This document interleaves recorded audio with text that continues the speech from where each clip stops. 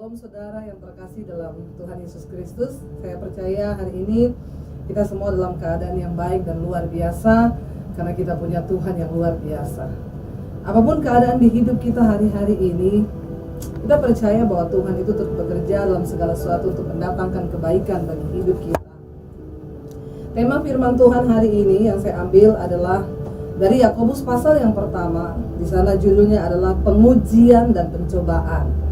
Saudara, ketika kita mengalami sesuatu dalam hidup kita, ya, ketika kita mengalami tekanan, persoalan, sesuatu yang berat, ya bagi semua manusia, siapa sih yang mau mengalami sesuatu yang tidak enak? Karena saya percaya setiap kita manusia pasti ingin menikmati yang enak bagi daging kita.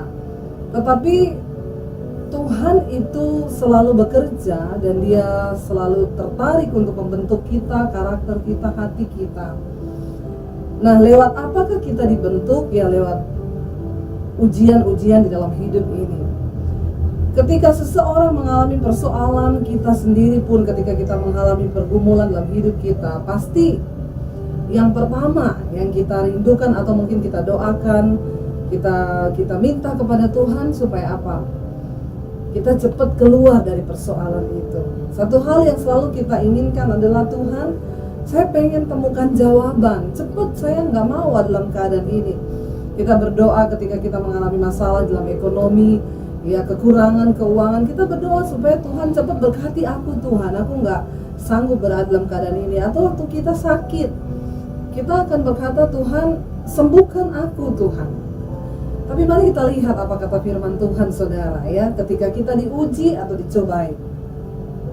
Yakobus pasal yang pertama ayat yang ke-12 berkata begini, berbahagialah orang yang bertahan dalam pencobaan, sebab apabila ia sudah tahan uji, ia akan menerima mahkota kehidupan yang dijanjikan Allah kepada barang siapa yang mengasihi Dia.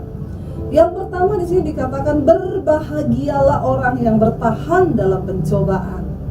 Saudara, ketika kita mengalami ujian, tekanan, persoalan, pencobaan, maka ingat yang pertama, saudara, ayat ini berkata, berbahagialah orang yang bertahan, ya. Jangan cepat-cepat minta jalan keluar, jangan cepat-cepat pengen lari karena aduh rasanya ya udah nggak kuat, saya kayak gini terus udah nggak sanggup gitu ya menghadapi yang kayak begini. Enggak, Alkitab ayat ini bilang berbahagia orang yang bertahan. Ternyata seringkali yang lebih kita butuhkan daripada jawaban doa adalah kekuatan untuk bertahan. Waktu engkau mengalami sebuah pencobaan, percayalah saudara, semua ujian, semua pencobaan di hidup kita itu ada time limitnya, ada waktunya. Persoalan itu tidak akan terus menerus dalam hidup kita, ya. Kita lihat aja ya, ketika anak-anak di sekolah sedang menghadapi ujian, ya, nggak ada guru yang berkata begini, hari ini kita akan ujian matematika, waktunya boleh dikerjakan deh sampai kapan aja, minggu depan juga boleh dikumpul. Enggak kan? Ketika kita melakukan atau menghadapi sebuah ujian anak-anak di sekolah, guru akan berkata, hari ini kita akan masuk ujian matematika, waktunya 90 menit. Tergantung dari berapa soal susah atau tidaknya soal yang kita sedang kerjakan. Yang pertama yang harus kita ingat, setiap pencobaan di hidup kita itu ada time limitnya, saudara. Tuhan tidak akan membiarkan engkau dicobai terus-menerus dalam hidupmu, enggak. Karena itu ayat ini berkata, berbahagialah orang yang bertahan. Ketika engkau sedang dicobai, jangan hanya meminta jalan keluar, jawaban dari setiap persoalan hidupmu, tapi bilang, Tuhan, berikan aku kekuatan untuk aku bisa bertahan dari setiap persoalan yang aku hadapi ini. Karena ketika engkau bisa bertahan, kita masih bisa bertahan dalam pencobaan. Alkitab berkata, itu sudah sebuah kebahagiaan. Berbahagia orang bertahan di dalam pencobaan, karena tidak sedikit orang yang tidak kuat dan mereka memilih untuk lari. Waktunya belum selesai, tapi mereka tidak ingin menjalani apa yang sedang Tuhan kerjakan dalam hidupnya. Tuhan kita Tuhan yang mencintai proses, walaupun kita nggak suka diproses. Tuhan selalu bekerja dengan cara proses. Supaya apa saudara? Karena hanya lewat proses lah hidup kita bisa diubahkan, hati kita bisa diubahkan, cara berpikir kita bisa diubahkan. Firman Tuhan berkata di ayat firman Tuhan yang lain, aku tertekan itu baik bagiku, supaya aku belajar ketetapan-ketetapan Tuhan. Ayat ini berkata, berbahagialah orang yang bertahan di dalam pencobaan. Hari-hari ini mungkin engkau sedang menghadapi sesuatu yang berat. Jangan terburu-buru cari jalan pintas. Jangan terus mendesak Tuhan untuk meminta jawaban atas setiap persoalan, tapi bilang, Tuhan, berikan aku pengertian supaya aku tahu apa rencana Tuhan di balik setiap proses yang aku alami ini, dan berikan aku kekuatan untuk terus bertahan di dalamnya. Kenapa saudara? Karena satu hal yang saya melihat dari setiap proses yang kita alami dalam hidup kita, Tuhan lebih tertarik mengubah sikap hatimu daripada mengubah keadaanmu. Tuhan lebih tertarik mengubah sikap hati dan cara berpikir kita daripada dia sekedar mengubah keadaan kita. Saya ingat dulu ketika saya terima Yesus pertama kali, saya mendapat tantangan yang cukup berat dari pihak keluarga saya. Dan pada waktu itu, ya karena iman, karena percaya pada Kristus, akhirnya saya disuruh memilih antara Yesus atau keluarga. Waktu itu saya berdoa, saya bergumul ya, karena ya kalau disuruh memilih, saya akan lebih memilih untuk ya kenapa Tuhan nggak jamah hati orang tua saya aja daripada Tuhan harus menyuruh saya bertentangan dengan orang tua saya. Waktu itu saya ketemu dengan seorang yang dia juga mengalami hal yang sama dalam kehidupannya. Dia menerima Yesus lalu mendapat tantangan dari pihak keluarga. Dan ketika itu dia berkata kepada saya hanya berdoa dan berpuasa. Cuma 3 hari saya berdoa dan berpuasa. Saya berkata, dia bilang kepada saya berkata, Tuhan, hati orang tua saya itu seperti batang air di tangan Tuhan. Engkau sanggup mengalirkannya kemanapun engkau ingini. Lalu dia berdoa puasa 3 hari lamanya, dia berdoa puasa, tiba-tiba Tuhan menjawab. Ya, satu saat dia dipanggil oleh orang tuanya. Tadinya dia sudah dihukum ya, dan orang tuanya bahkan berkata, kalau kamu tetap memilih mengikuti Yesus, ya kami nggak akan bayari uang kuliahmu. Tapi dia berdoa puasa, dia bergumul, dia bilang, Tuhan, hati orang tuaku seperti batang air di tangan Tuhan, dan engkau pun sanggup mengalirkannya kemana Tuhan ingini. 3 hari dia berdoa puasa. Apa yang terjadi saudara? Tiba-tiba orang tuanya berubah hatinya dan berkata, dia dipanggil lalu ditanya, kamu benar mau sungguh-sungguh mengikut Yesus? Iya. Ya udah, kalau itu sudah pilihanmu, ya silahkan, dengan satu syarat, kalau kamu menikah, kamu harus cari jodoh yang juga orang Kristen, ya, dan jangan pernah balik lagi ke agamamu, karena agama itu bukan untuk main-main. Waktu saya dalam keadaan tertekan, saya lagi menghadapi persoalan yang sama, lalu saya mendengar ada orang yang menceritakan hal yang itu. Jujur saudara, kita ini sebagai anak Tuhan, pengikut Kristus, sebagai orang Kristen, kita tuh sering berkata, kalau dia dijawab, saya pun harus dijawab. Kalau lain ditolong, maka saya juga harus ditolong. Waktu saya mendengar kesaksiannya dia, tiba-tiba ya ada sesuatu yang menggelora di hati saya. Saya berpikir, Tuhan, kalau engkau jawab dia seperti itu, maka engkau juga bisa menjawab pergumulan yang sedang saya hadapi. Saya juga berdoa dengan doa yang sama, saya juga berpuasa dengan puasa yang sama, sambil berkata, Tuhan, hati orang tuaku seperti batang air di tangan Tuhan. Engkau sanggup mengalirkannya kemanapun engkau ingini. Doa puasa hari pertama tidak dijawab, hari kedua nggak dijawab, hari ketiga nggak dijawab. Dia 3 hari nggak dijawab saudara. Saya sampai berbulan-bulan nggak dijawab.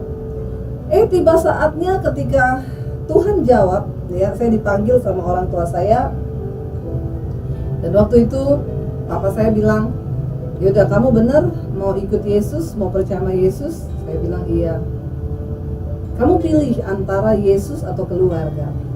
Kalau kamu mau menerima Yesus, ya kamu kehilangan keluarga, kamu pergi dari rumah ini, dan jangan anggap kamu pernah punya keluarga. Bahkan kamu pergi dari rumah ini jangan bawa ijazah satupun. Saya mau lihat ya, kamu bisa makan seperti apa. Tapi kalau kamu mau kembali, ya kami terima. Waktu saya mendapat jawaban itu, saya bertanya, Tuhan, kenapa jawabannya berbeda? Sedangkan orang itu berdoa dengan doa yang sama, pergumulan yang sama, tapi Tuhan jawab, hati orang tuanya dijamah seperti yang dia minta di dalam doa. Tapi kenapa saya, Tuhan gak jawab? Ya, bahkan kalau mau dipikir ya, mungkin saya mengalami pergumulan yang lebih berat daripada dia. Persoalannya sama, persoalan masalahnya sama. Saya lebih lama, saya lebih berat, tetapi kenapa jawabannya bisa berbeda? Saudara, ya kita nggak bisa mengcopy paste jawaban doa orang lain untuk itu bisa terjadi dalam hidup kita. Kenapa? Karena Alkitab berkata Tuhan itu setia dan adil.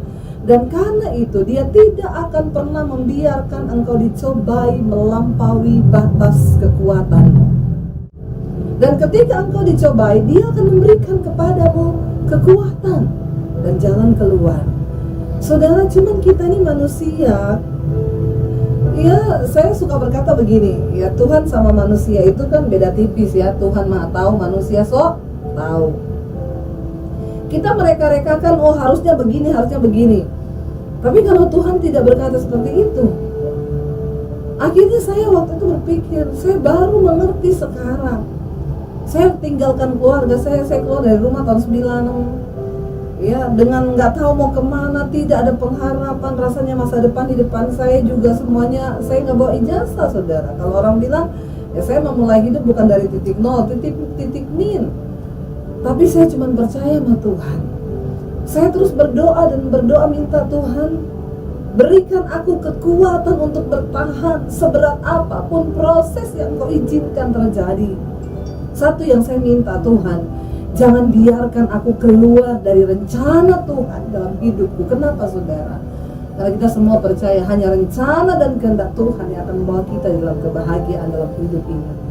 Saya tetap bertahan di proses bertahun-tahun, ya, nggak punya keluarga, nggak punya rumah, nggak punya uang, nggak punya apa-apa. Saya cuma berkata, saya punya Tuhan yang hebat. Setiap hari saya berjalan dengan air mata dan air mata. Tapi saudara, sebagian orang mungkin 1 tahun itu lama. Tapi bagi sebagian orang Tuhan melihat nggak cukup proses 1 tahun.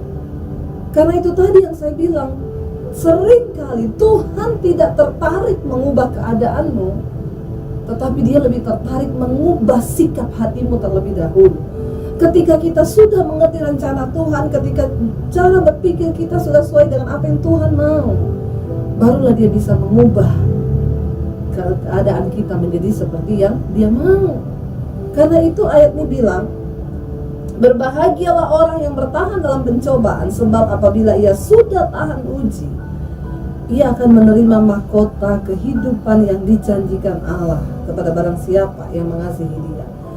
Saudara perhatikan yang kedua, ternyata Tuhan itu mau kita menjadi orang-orang yang tahan uji. Tahan uji itu berapa lama? Buat sebagian orang ya berbeda. Kekuatan saudara dengan kekuatan saya itu berbeda. Karena itu Alkitab berkata Tuhan setia dan adil. Dia tidak pernah mencobai kita melampaui batas kekuatan kita. Dia tahu batasan kita sampai di mana. Tapi satu hal yang Tuhan bilang, Dia ingin melihat kita anak-anaknya menjadi orang-orang yang tahan uji. Tahan uji, saudara. Dan waktunya itu kita bisa tahan uji, hanya kita dan Tuhan yang tahu. Kalau engkau diproses sudah sekian tahun, tetapi engkau belum menjadi pribadi yang tahan uji, maka proses itu akan terus berlanjut. Bahkan mungkin akan datang proses-proses yang lain dalam hidupmu. Kita tidak punya lagi kesempatan untuk memilih hari ini. Tuhan mau supaya engkau menetapkan hati dan berkata, Tuhan, apapun yang aku alami hari ini, aku mau tetap percaya bahwa Tuhan tidak pernah meninggalkan aku dan bentuk aku sesuai dengan apa yang Tuhan mau. Satu hal yang aku inginkan, Tuhan, berikan aku kekuatan untuk bertahan di dalam kebenaran, untuk bertahan terus mengasihi Engkau apapun keadaanku, Tuhan. Aku mau tetap percaya Engkau tidak pernah meninggalkanku. Lalu dikatakan di sana, setelah kita menjadi orang yang tahan uji, barulah ia akan menerima, kata ini firman ini, mahkota kehidupan bagi siapa yang mengasihi dia. Ternyata apa sih goalnya dari ujian, pencobaan, tekanan yang kita hadapi dalam hidup ini? Cuma satu, Tuhan yang mau lihat, apakah kita mau jadi orang-orang yang tetap mengasihi dia di dalam segala perkara.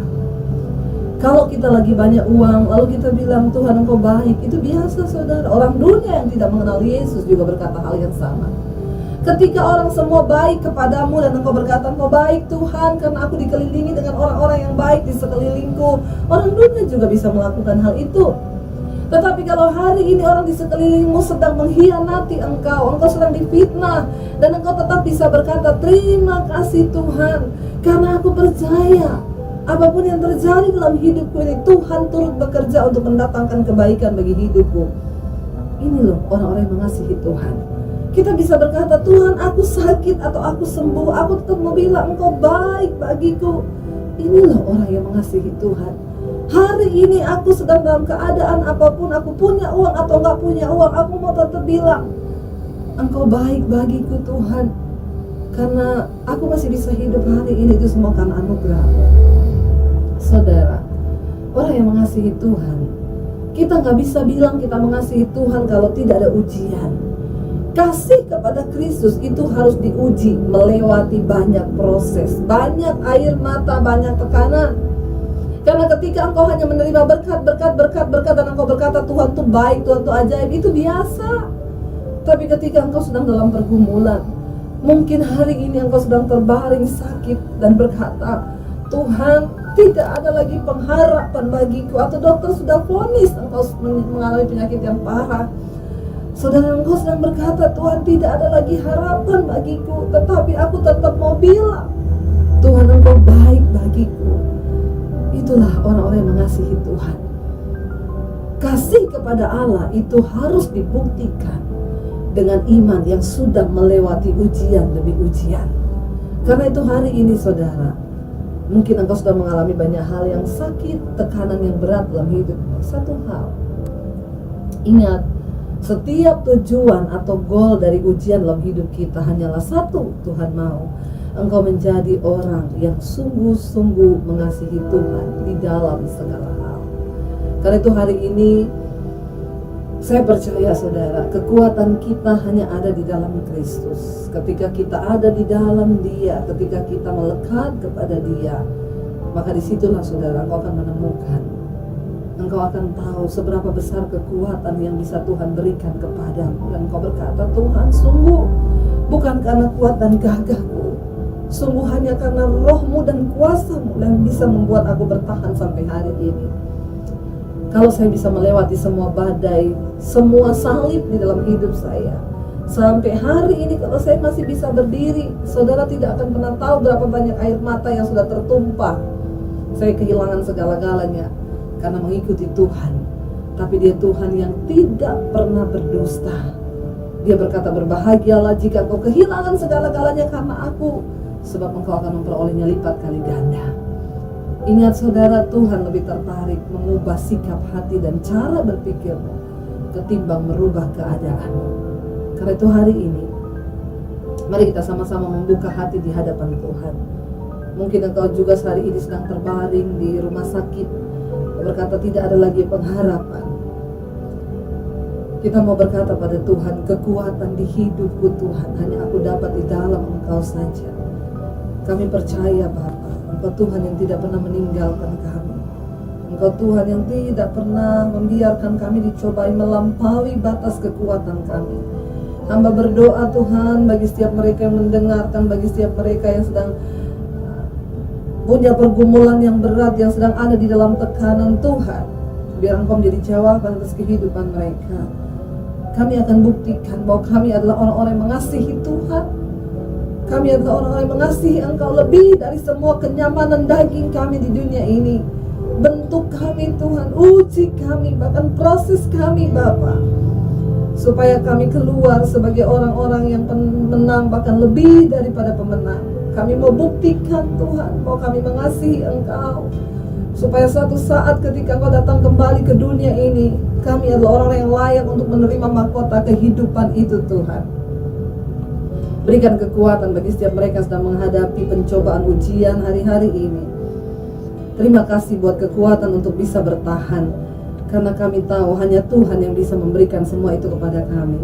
Apapun keadaan kami hari ini, kami tak mau bilang, Engkau baik buat kami Tuhan.